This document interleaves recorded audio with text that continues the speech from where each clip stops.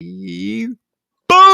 We are off with another episode of Booze Your Daddy, the podcast. I'm your host, Dr. Alan Snyder, here with my boy, this little piggy, Zach Elias. What's up, Zach? If the episode title says anything, we could both be called Daddy tonight. God. How you doing, buddy? Yeah, I think I look about as good as I feel. I'm on literally no sleep. I've been up since, yesterday, but at minimum 5 a.m. because my daughter needed surgery today on her earlobes. The cheap Claire's earrings we bought, the backs embedded into her ears, skin grew over it, it got infected, and hilarity ensued. Full anesthesia, the whole bit. She was cracking jokes at the doctor's office. I was in there having a conniption. I must tore the anesthesiologist's head off for saying the wrong thing. So, would you say you're having a better or worse day than Derek Chauvin? I mean, mildly better, at least at home. No, it's a better day than he's having, but he deserved his day. I did nothing wrong. Oh my God. Before we crack our beers, please tell me you saw the clip of Nancy Pelosi that's been circulating the internet. Did you see what she did? No, I got my hot takes on how it went from Mike Wilbon today. I spoke to ESPN to watch PTI, and they had their coverage of the show up in Charlotte, so I went for that. Dude, Pelosi is outside, and she goes, "Thank you, George Floyd, for sacrificing your life just so we can get justice." It was the most tone-deaf thing ever, dude. Awful. It was like, oh yeah, like, thanks, Dad, for having a gambling addiction just so we could experience what rock bottom is really like. I mean, I've been working on an analogy, nothing works, but it's one of those like, what? What? Yeah, that's pretty tone deaf. That's not good. It was really bad. But that Zach, is niche heat. Real quick, do you know where Nancy Pelosi is born and raised? I do, actually. And if there were a comment like that, Baltimore, Maryland. Very nice. She escaped and moved to California and changed their name. Booze Your Daddy, the podcast. We put these episodes out on Tuesdays live on Facebook. You can download them, Apple Podcast, Stitcher, Spotify on Saturdays. Today is 420, like while we're doing this, but it's overblown. I'm not into that. I thought we would take a real hard pivot from what we're supposed to do today, and it's a hard pivot, but we are going to go talking about the marvelous date night that we had the other night. Can we drink before we talk about how we crossed swords? Let's do it, Zach. What did you drink today? I'm drinking a Red Stripe. It's beer. Hooray, beer. Hooray, Red Stripe. Hooray, beer. But I got my problems with the Red Stripe because I always thought it was just a cute, smaller bottle, but the same fluid, No, it's 11.2 fluid ounces, not 12. I always thought they squeezed 12 into the same squat bottle, so they jay you on the right. So the price per ounce is higher. That's one of my problems with Peroni. We've talked about this. Remember, we had Peroni's disease. We had that episode. Yeah, we both have Peroni's disease. I have since said this enough that I've gotten an answer back on why it's like that. It's the fluid ounces thing. It's like a Le Big Mac and Le Royale with cheese. Like, things don't convert metric system. So the ounces that's Italy. This is from Jamaica. Let's like go spit and hit Jamaica. It's right there. You can't. Nowhere. No, Jamaica Queens, maybe. Oh, Jamaica Queens. Nevertheless. Well, Zach, in theory of today's you drink them. In spirit of today's episode, I think your new nickname. I didn't know what this episode was about for 2 minutes ago, so go on. One of my favorite companies, Single Cut out of Astoria, they made something here called Big in Japan DDH IPA. So one might say there's a pretty cool label there. Right. But yeah, some say I'm big in Japan. Yes, but this is the gay episode, as the title says. What does that have to do with Japan? Well, big in Japan, I assume, is a penis reference. Ish. Because their schmeckles are real small, or because you've got something special down there? All right, let's release the Kraken. All right, let's get nuts. Beautiful. L'chaim. L'chaim is right. So, Zach, I just want to come out and thank you, not come out for real. You got to watch the euphemisms in this episode. The whole thing is one big gay joke. You don't think I'm doing this on purpose, Zach? No. You said... Well, all right. We play softball together. We did a little outing last week. And by the way, you weren't on the team because you were too cheap to pony up for this league. You just come up and cheer us on and heckle. You went right over my outing joke, but it was about me moving and not having the chance to do it. So I just want to say that... Happy 420, Amanda. She's stoned right now? Aren't you like... Oh, she's popping any day. Pregnant? Yeah, she's not stoned at all. Baby could be stoned. There's a bar over in Hell's Kitchen, which I've gone to 1,000,000 times, that it's always a good time. It's called You've gone there alone. You said. I have gone there alone because I play softball. I've never like taken the train down there to like, oh, I'm going to go to this gay bar. But basically, we have softball. I'll go there. It's called 1-2-3. They do dollar shots, $2. No, sorry, dollar sliders, $2 shots, and $3 beers. And it's a good time. That being said, I took you there before a game and had no idea what was about to happen. Yeah, in 2 seconds, I realized this is a gay bar. 2 seconds, we walked in. So what are we doing in a gay bar? Like, it is what it is.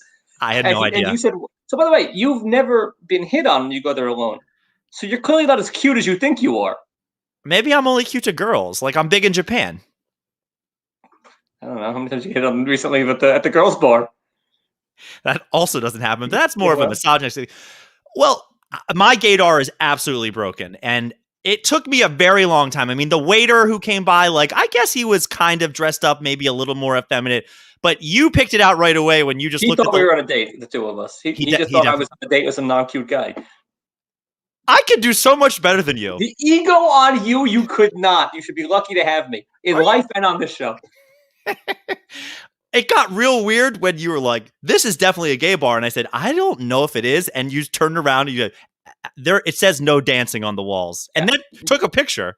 Yeah, it's a picture of you next to a sign that says no dancing. There was one woman in there who could have kicked the crap out of every guy in the place. And that was pretty much how it went. You ordered me some, Ruthie Colada drink. No, we had... I was deciding. I actually took a picture. Did we want to get the screaming orgasm shots or the do me again shots? And I appreciate that you took a screaming orgasm with me. I did. And to answer Ron's thing, he paid, but then he asked my wife for Venmo. This cheap heap. I wasn't going to charge you, but then I got stuck with the bill at the other bar, which was $300. I was like, no problem. All right. Someone on the team had a hot dog. So yes, Jenna ended up reimbursing him for our outing. Was that the gayest thing you've ever done? I mean, probably recently. Gayest thing I've ever done. Off the top of my head, yeah, it's up there. Well, have your people call my people for next week's episode. Yeah, I have to think if I've, gone to fourth base with someone else, but 1, 2, 3, fourth base. That's the name of a bar. There you go. So gayest thing. And you, yeah, go on. Of course, I was going there. Yeah. All right, I'll just be honest. My gaydar, I don't know ever. I really am just like, all right, everybody's having a good time. I mean, my very first birthday in New York City, which, as I'm moving out of the city, you get a little birthday in New York. That'd be one hell of a gay bar. Yeah. But my first birthday, I was in New York City for that birthday here. What was it, my 24th or whatever? And as I'm leaving New York City, I'm kind of walking by a lot of places like, oh, I remember that. And oh, I've been there. And there was a bar in, I guess, isn't 50th and 9th. It's called Mr. Biggs. So I went with some friends. I think we did karaoke, which was a good time. And then I brought them to this bar. You brought them. I was like, hey, everybody, because there was they're called barkers, people that pass out the 2-for-1 drink special coupons in Times Square. That's what they're technically called. So you got invited to a gay bar by a Times Square Elmo? I think this was before there was that many Elmos. It wasn't quite Giuliani's Times Square, but I don't think there was Elmo back then. Go on. And I basically said, oh, they're doing 2-for-1 margaritas. It's like $5 a drink. So I had a gaggle of friends come to this bar, and I had no idea it was a gay bar. Like, no clue. Until years later, when there was just a big rainbow flag out there, I was like, oh, when did this change? And the mascot is like a bulldog on this thing. It's like Mr. Biggs. And then I just had that like aha moment of, oh, it's always been like this. Yeah. That was right with you. The second time I've been to any sort of gay establishment. The first time was for business. So it was me and another friend of mine. He was an agent. I was a manager, real estate company, we still are, but different company. And he was trying to land an account for a landlord that had several buildings. Okay, fine. He said he was going to bring me with him. We did some comps. We did our work. The guy goes, okay, meet us after work. Meet me at this bar. I don't remember what the hell it was called. I walk in there, and it's like 6 o'clock in the evening. Just looks like a happy hour place. Feels like an after work kind of place. I look in the corner, and there's a boxing ring. I'm like, okay, maybe it's a sports bar. Maybe it's something. I didn't really get it. I was like you. I just didn't get it until I go to buy the first round of beers, and there's no one behind the bar. And a guy like emerges, no shirt on. Then I looked around the room another time, and the whole scene changed. The Were light there bulb, whistles? Were there like, the woo? whole thing. Yeah, like literally the exact same crowd, the exact same place looked totally different upon the second twirl around the room. It's like you had that shallow Hal moment where it's all of a sudden like Yeah. everything changed. We were How talking do you before think we this. got the account? Maybe you should have taken your shirt off. It might have. Well, that probably did. That would have definitely, sealed the deal for no, especially with the guy I was with who's pushing 350. But We were talking before the show about like just the name of this episode, and as we sit here and joke around about this, like you and I are both very openly like not homophobic. So it's like I'm not saying anything bad. It's just one of those like God, like what I tell my patients whenever we start talking about this, I always say like because I have people that come and they go, so do you have a partner or a significant other? And I'm like, are you asking me if I'm gay or straight? And they're like, well, we don't want to assume. And I was like, no, so all your clients assume you're gay. You're no, throwing it out there. I Having the menu from 1, 2, 3 doesn't help hanging on your wall. no dancing pictures Yeah, online. exactly. It's just one of those things where, like, my line I always say is, look, if you don't like gay marriage, don't get gay married. Like, I personally don't like being intimate with other men, but if that's your tickles your pickle, God bless. Don't care. Yeah, good. All what you said. Get nuts. So Yeah, do this whatever you want as long as I don't need to be, as now, long as I'm not present, what do I care? Or involved or actively pulled in. I think I told you this the other day, and I think you said you didn't know this. Do you know I played hockey my whole life? Like, of all the sports I ever did, hockey. You played. I thought it was more casual. I didn't know you played for the Maryland hockey team. Like, Yeah, sort of. I played for the Maryland club roller hockey team because the commitment was way less than doing ice hockey 6 nights a week. But like, I always say, like, I'm better than anybody you know, Probably not. other than Duncan. No, I know someone better than him too. I have a friend who probably would have gone pro if he had just tried a little harder. But nevertheless, you're better than most people I know. This guy is like, he plays like 4 a.m. top flight at Chelsea Piers on some billionaire's team who recruits only the best of the best so that he can win. Okay. I have a friend who could have went pro back in the day if he could have gotten his life together in so many different ways. He actually got a minor league tryout, and they're like, you just have to lose 30 pounds. And he was like, no. And it never, sounds about right. Never happened. I went to this guy's bachelor party, and he actively looked for a place that would allow 2 hockey teams worth of drunk guys to goon it up. And like then me and the other guys who weren't really great, because like so we skated around and played during like the intermissions. They had a full 3-period game. It was actually breathtaking to watch while I helped polish off the 30 rack next to me. We showed up because they're good. We showed up there with I think 120 beers, and they were emptied by the end. This ring just didn't care. It was a Boston team that he's from versus his New York team. He said that the Boston team, the New York team are better players. The Boston team is better drinkers. So we got hammered the night before. These guys came out like a house on fire. The New York team came out hurting. They couldn't play. They couldn't hack it. That's very stereotypical. It was nuts, that thing. Yeah. So there felt tougher, by the way, than walking into a strip club with literally 2 hockey teams behind me. Oh, you're an animal. Anything goes. Pretty much. You'll take on the bouncers that night. Yeah, they were pretty animals, these guys, too. I was tame in the corner. All right, so maybe it's just my life growing up. Do you know how is the word homoerotic hockey players are? Like homoerotic. Homoerotic. Is that the right word? On by the hockey players is essentially what you just said. No, maybe that's not what I mean. But I'm willing to learn. Tell me how homoerotic hockey players are. Maybe more. Hockey players are a different breed. Like the way you bleed and sweat and cry and whatever. I mean, I can't tell you how many hours I've sat in a hockey locker room after a game and just really drank. Small. It's bigger in Japan. Yeah, just drank with a bunch of naked dudes. I mean, usually people are dressed, but like it's a communal shower. It's a communal shower. You're drinking beers. Shower. You go, you sit, and like it just is not a big deal. But I have also played hockey where like there was a guy back in the day who the last thing he put on was his jock strap and his hockey shorts. Like he would be in skates and then he would just torment brain. Everywhere. It's just one of those things where like I've grown up with like the same way like I go places and like my fraternity friends. When we do these little trips, it is very like, put the towel on, make sure you're covered. I am used to just hanging dong wherever I go. It just does not matter. So you're a locker room guy? Like in the old guys in the locker room, you'll just stand there and talk about stocks and weather just with your schwanz hanging out? More in the shower, but I won't be unnecessarily naked like when we're talking. But if I'm in the shower and I'm having a beer, maybe the conversation lasts an extra couple of minutes. It's just not a big deal. Yeah, it's not a big deal. Your words, not mine. I'm a Um, show. I'm a shower, not a grower. don't know about all that. Well, good for you. Hats off to your lady friends or your man friends. Yeah, I'm not a huge locker room guy. I'm not necessarily covering up in a gang shower, but I'm certainly going towel in the sauna. I'm No. not laying there just, you're not towel in the sauna? You're just everything out? Um, my skin is so sensitive. I can't do saunas. I would just break out in eczema the next day. How manly. Uh, yeah, How Jewy is what it really is. exactly. Good So for you I, then, but oof. I tell you this to segue into something that came up on one of my college hockey trips. We're sitting there one night, as we're Something like, came up, huh? Drink, and another one. drink. Exactly. So one of the guys that I used to be really close with, he turns to a couple of us and we were like hanging around one night. He goes, "What would you do?" Because we've all played hockey so many years ago. He goes, "What would you do if somebody on your team came up to you and was like, Zach, I can't help myself, but I have feelings for you.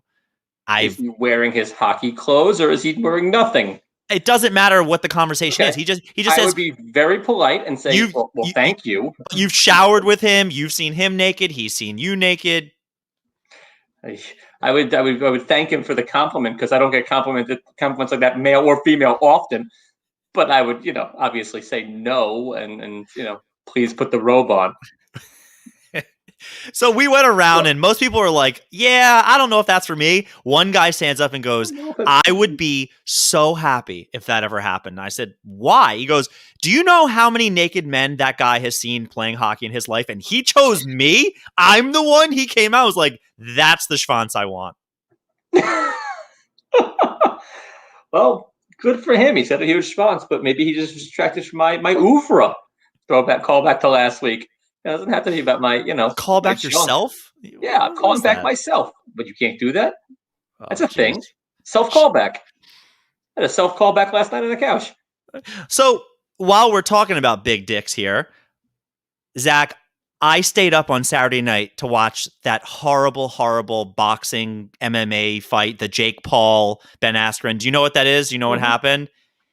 It was 2 minutes in the first round, but I stayed up and it went on forever. There were multiple concerts in between each fight. Yeah. I'm assuming as a casual fan, you don't even know the highlight of, you're not even a casual fan.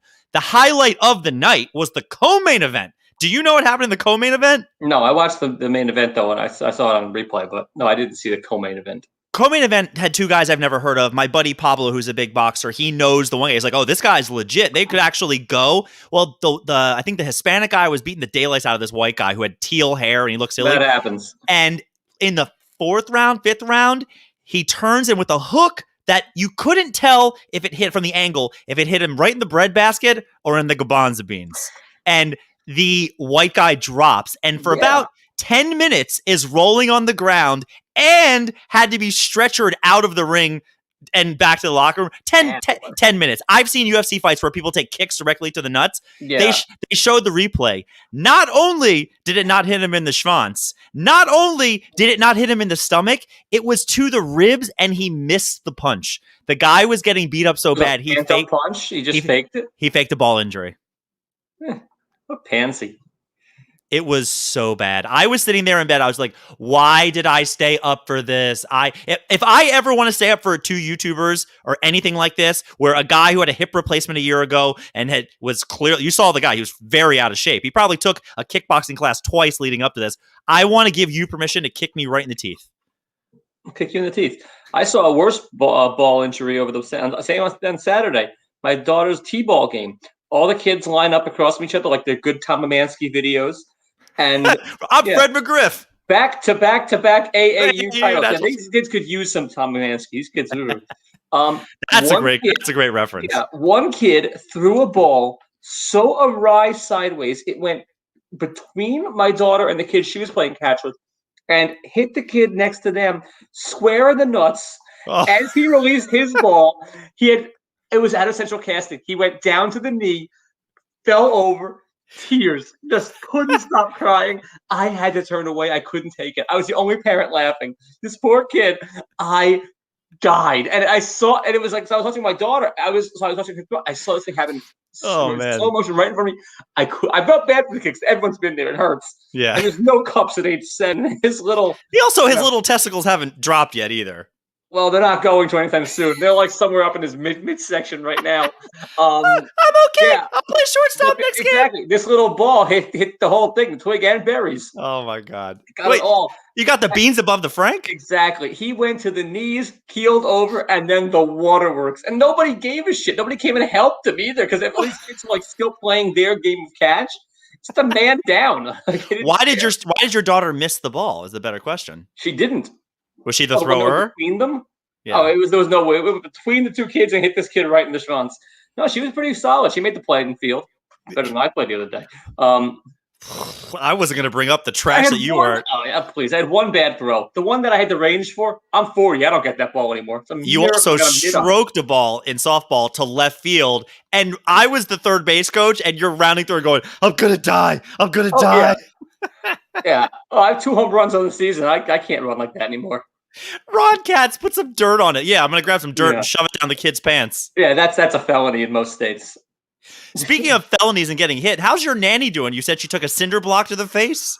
The size of the rock grows each time she tells this story. The fish was this big. No, she took a good-sized rock to the eye. She's fine. The stitches came out. She's probably going to sue this kid who God knows if his parents have any money. His mother's like a dental assistant in Washington Heights. It's going to ruin them. Whatever. As long as I don't have to show up in court, I don't care what they do. Speaking of people I want a rock to hit them in the face, you saw the Marcus Stroman play over the weekend, the behind the back, and then he dilly-dallied it. All right. What is the worst part of Marcus Stroman? Last week, we kind of said, shut up and dribble. That's option A. That he opted out last year? No. Let me do this. Option A was the fact that he won't stop talking. And he also had like a Twitter rant since we've had that. Option B, the color of his hair. Option C, the color of his glove. Option D, that throw. This better still not be. Keep going. Option D, that throw he made to first base after that first play, which was horrendous. And option E, the fact that he wears the number 0, because that gets my vote. Really? It's an O for Stroman. It's the 0. It's 0. Yeah, it's like Adam Ottavino wearing the O also. No, it's that he won't stop talking.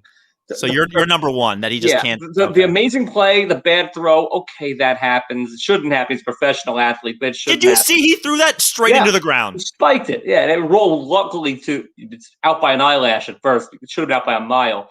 The hair is absurd. The hair is absurd, and the schmata shower curtain that he's wearing under his hat. Yeah, it doesn't bother me. People do that. The shower hat? The do-rag is different than the shower hat. The shower hat's no good. No, I don't need the glove being, what is that, like a pale blue? It's disgusting. Yeah, it's left over from his Blue Jay days, apparently. Oh, is it really? Yeah. Oh, I didn't know. Either way, that's what they said. Either way, I just don't need to hear him. I'd rather see him pitch, and he's pitching well. That should be what he's paid for. He's not paid to comment. He's not paid for his opinion. I don't want to hear about social issues from Marcus Stroman. I can get that from Pelosi if I want to hear, get all enraged. Nancy Pelosi, hon. No, I just don't want to hear any of these guys talk unless they really have something to say. Like, I don't mind hearing LeBron talk. He's a well thought out guy. He's a star. He's got a real platform.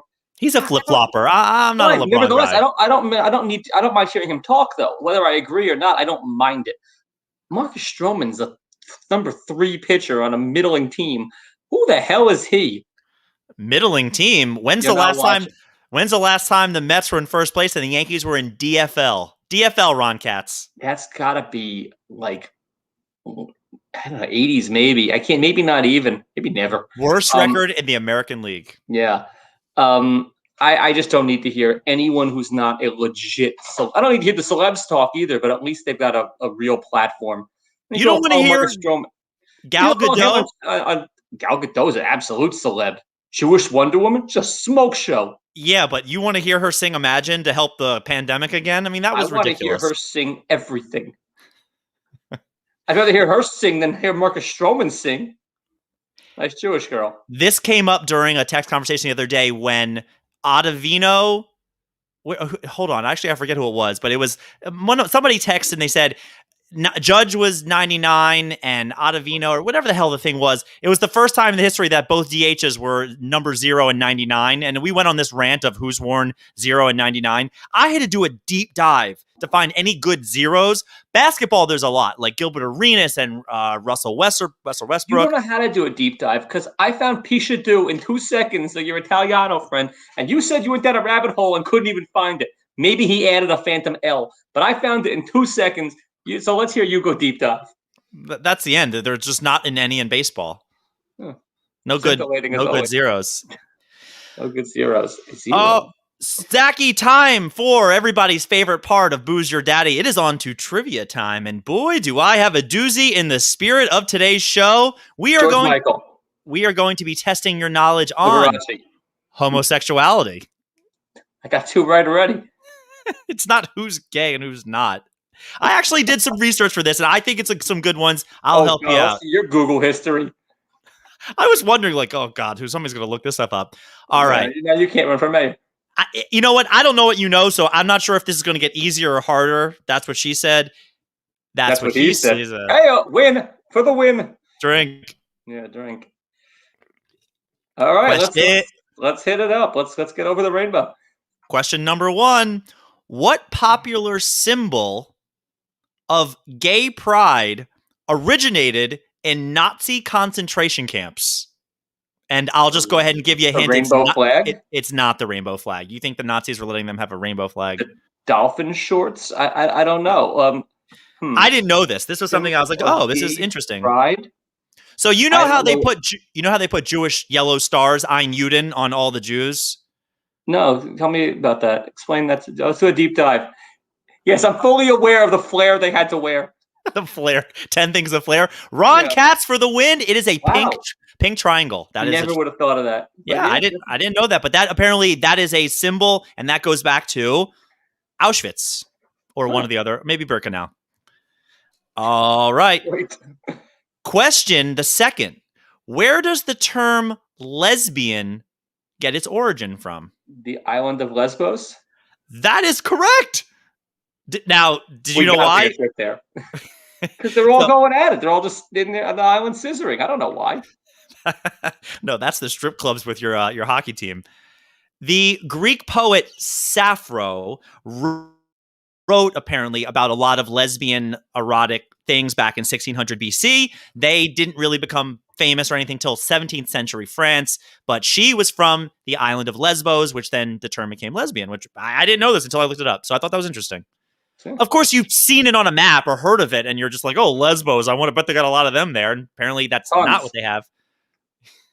Tons. Don't ruin it for me. Don't ruin the grand illusion. The whole place. Wild. Question number 3. What president made it illegal for the U.S. government to employ homosexuals? Let me know if you need a hint. It's in your parents' lifetime. It feels like it wouldn't be Lincoln. No. It's in your parents' lifetime. My parents' lifetime. Read it again. What president made it illegal for the U.S. government to employ homosexuals? Well, it feels like it would be a Republican. So then you're narrowing it down to Eisenhower or Nixon or Reagan. But did you have the giveaway for being Nixon? I was doing my Nixon impersonation. That has nothing to do with anything. Your Nixon. I'm going to go with Nixon because his vice president was from Baltimore. Callback. Nixon, final answer. 1953, Dwight D. Eisenhower. Sorry. Plus or minus 10. Question number 4. Plus or minus 10. In what year did the American Psychology Association remove homosexuality from its list of mental disorders? Plus or minus how many? Plus or minus 10. And as I'm looking at this, I realize I didn't write down the answer. Oh, 1974. I think it actually was in the 70s. No bullshit. Do you know that? I'll look it up. Just felt right. I think it was actually 74 or 75, but I'm looking at this. Right. I wrote down so much for today's trivia. This is so... God. I didn't want to get anything wrong. Question number 5. You're going to get canceled for getting a year off on that? Through all this? I said dolphin shorts. In 1968, Dr. John Money Got that? performed the first male to Eddie Money's female. father? 1968, Dr. John Money performed the first male to female sex change at what university? Gotta be Johns Hopkins. They're just lopping off schwanzes there. I thought you would say Maryland. Come on. Correct answer is Johns Hopkins University. Yeah. That's just purely because I'm from Maryland, right? Or maybe you've seen the surgery or had the surgery. They're very big at that surgery there. So that's known for. Schwanzectomy. All right. I couldn't resist this bonus question. Which planet is the symbol for the transgendered community? I mean, I would think it's Uranus. Or is that just too easy? Too easy.